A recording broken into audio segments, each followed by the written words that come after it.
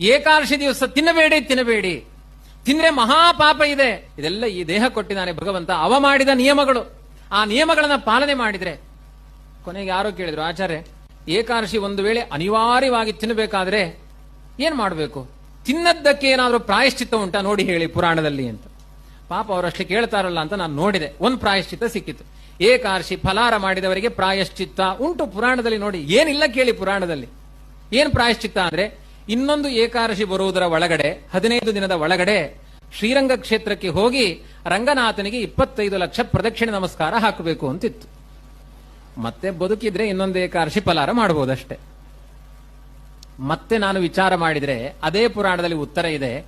ಒಂದು ಏಕಾದಶಿ ಉಪವಾಸ ಮಾಡುವುದರಿಂದ 25 ಲಕ್ಷ ಶ್ರೀರಂಗನಾಥನಿಗೆ ನಮಸ್ಕಾರ ಹಾಕಿದ ಪುಣ್ಯ ಇದೆ.